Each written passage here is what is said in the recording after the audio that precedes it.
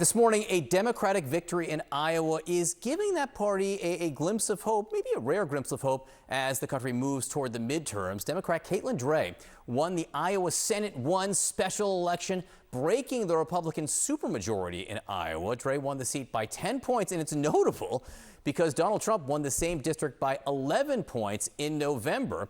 With us now is State Senator-elect Caitlin Dray. Senator-elect, congratulations. Thank you for being with us. How'd you do it?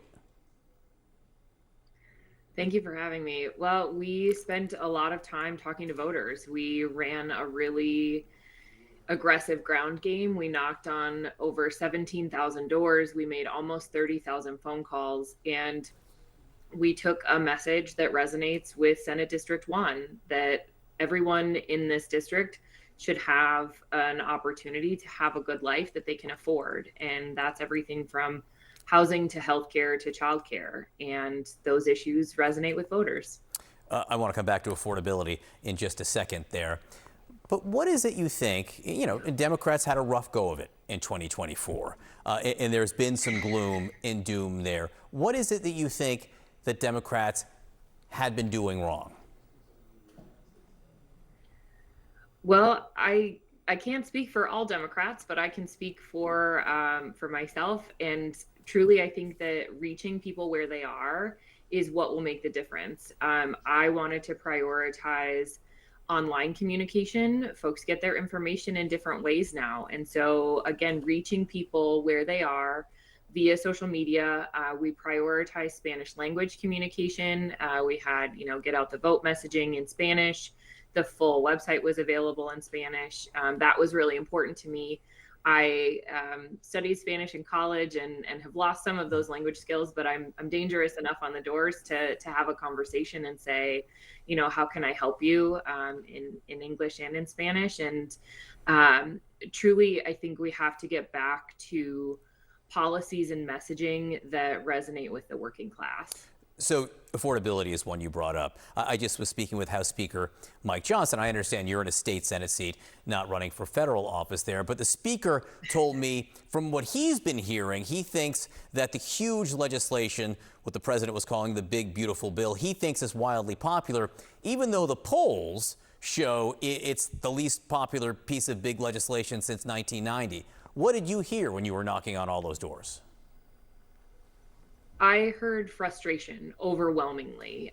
People in my area are concerned about their Social Security benefits. They're concerned about what happens even if they're not utilizing Medicaid. What happens when Medicaid is defunded to our rural and semi-rural hospitals like the ones in my area?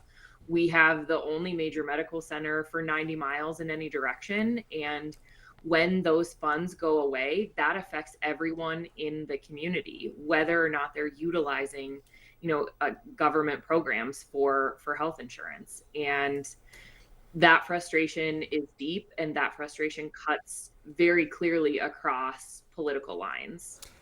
What about crime? And I don't know your district well enough to know what the situation is with crime there. But again, at the national level, it's something that the president is now very focused on. Republicans want to shift the focus, maybe even from tariffs, inflation, the economy, to crime. So how do you think Democrats should handle that?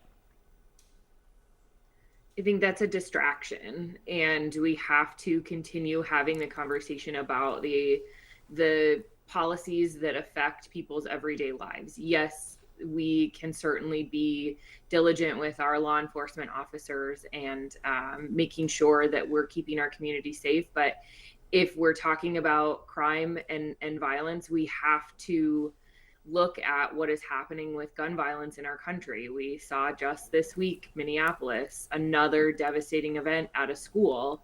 And so talking about crime in the way that Republicans are doing that at the national level right now dismisses what is actually happening.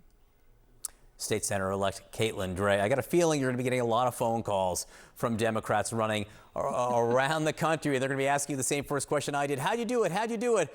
So get ready to talk on the phone quite a bit. Thanks for being with us.